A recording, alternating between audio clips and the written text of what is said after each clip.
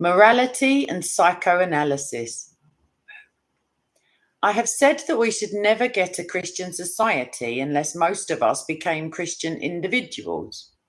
That does not mean, of course, that we can put off doing anything about society until some imaginary date in the far future. It means that we must begin both jobs at once. Number one, the job of seeing how do as you would be done by can be applied in detail to modern society. And two, the job of becoming the sort of people who really would apply it if we saw how. I now want to begin considering what the Christian idea of a good man is, the Christian specification for the human machine. Before I come down to details, there are two more general points I should like to make.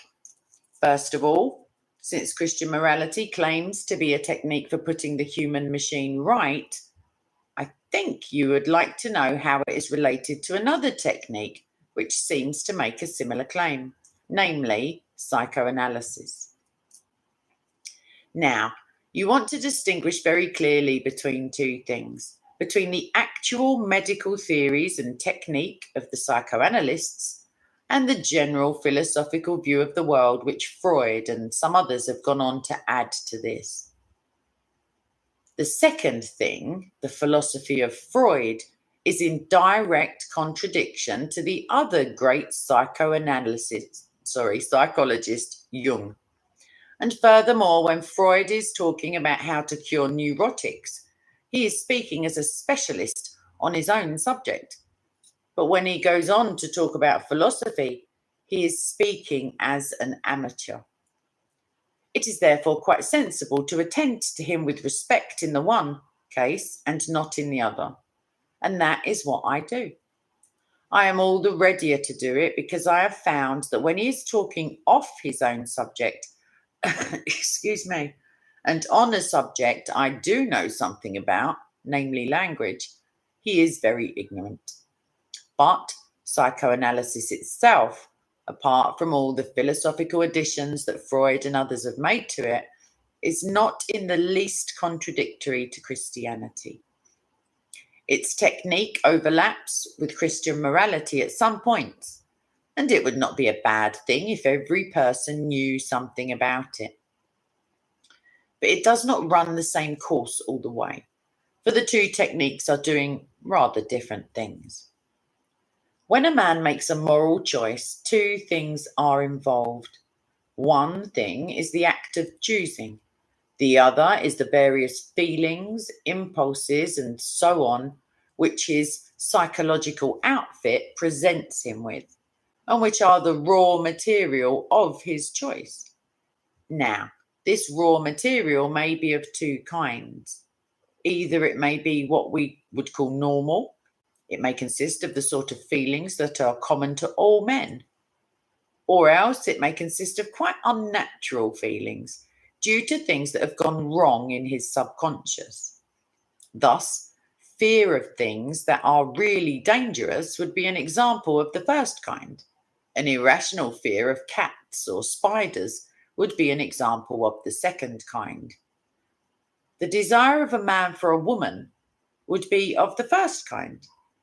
The perverted desire of a man for a man would be of the second.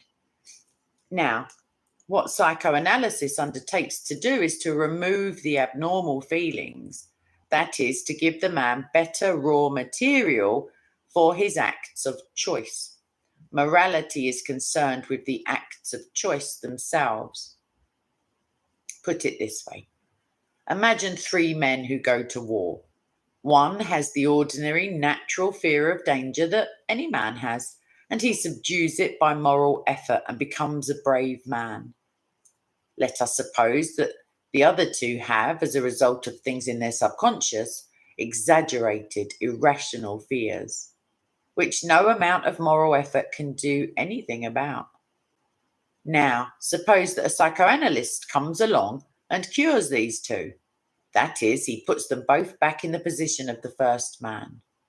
Well, it is just then that the psychoanalytical problem is over and the moral problem begins. Because now Now that they are cured, these two men might take quite different lines. The first might say, "Thank goodness I've got rid of all those doodahs. Now at least I can do what I always wanted to do, my duty to my country." But the other might say, "Well, I'm very glad that I now feel moderately cool under fire, but of course that doesn't alter the fact that I'm still jolly well determined to look after number one and let the other chap do the dangerous job whenever I can." Indeed, one of the good things about feeling less frightened is that I can now look after myself much more efficiently and can be much cleverer at hiding that fact from the others. Now, this difference is a purely moral one, and psychoanalysts cannot do anything about it. However much you can improve the man's raw material, you have still got something else, the real free choice of the man on the material presented to him, either to put his own advantage first or to put it last. And this free choice is the only thing that morality is concerned with.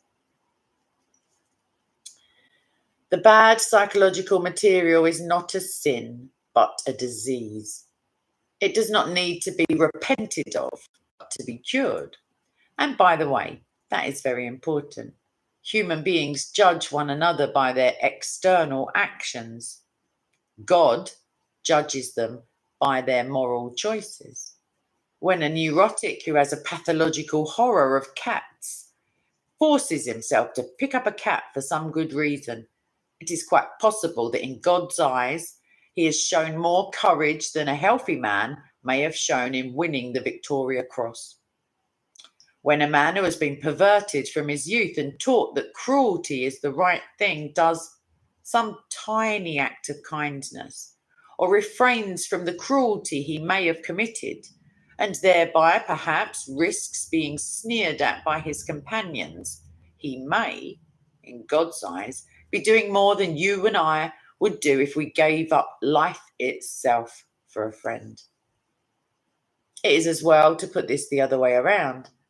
Some of us who seem quite nice people may, in fact, have made so little use of a good heredity and good upbringing that we are really worse than those whom we regard as fiends.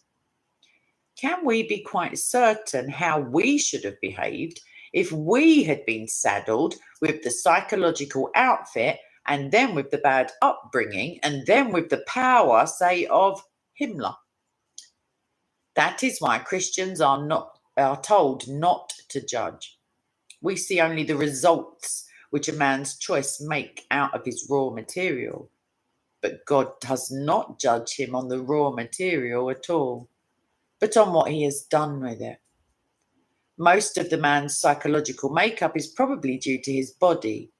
When his body dies, all that will fall off him. And the real central man, the thing that chose, that made the best or the worst out of this material, will stand naked. All sorts of nice things which we thought our own, but which were really due to a good digestion, will fall off some of us. All sorts of nasty things which were due to complexes or bad health will fall off others. We shall then, for the first time, see everyone as he really was. There will be surprises. And that leads on to my second point. People often think of Christian morality as a kind of bargain in which God says, if you keep a lot of rules, I'll reward you. And if you don't, I'll do the other thing. I do not think that is the best way of looking at it at all. I would much rather say that every time you make a choice, you are turning the central part of you, the part of you that chooses, into something a little different than it was before. And taking your life as a whole, with all your innumerable choices, all your life long, you are slowly turning this central thing either into a heavenly creature or into a hellish creature, either into a creature that is in harmony with God and with other creatures, and with itself, or else into one that is in a state of war and hatred with God, and with its fellow creatures, and with itself.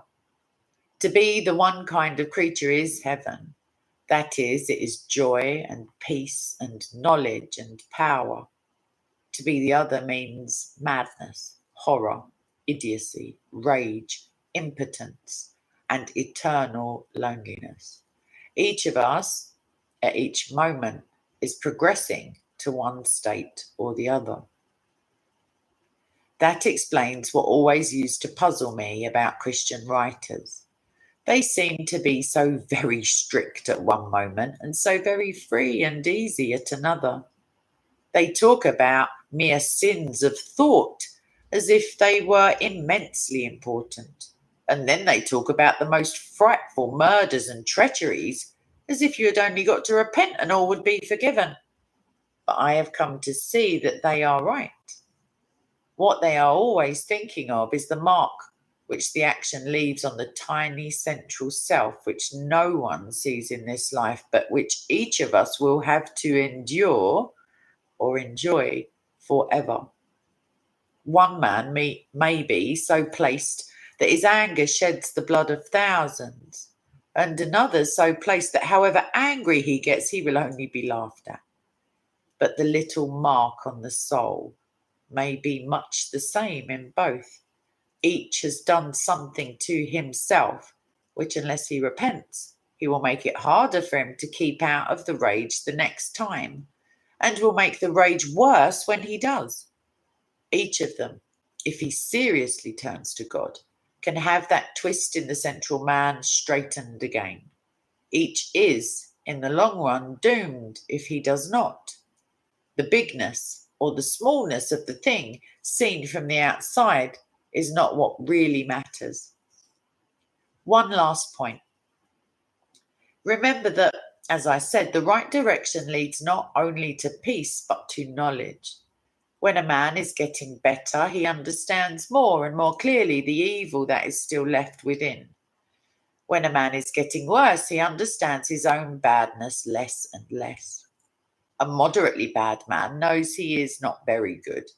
A thoroughly bad man thinks he is all right. This is common sense, really.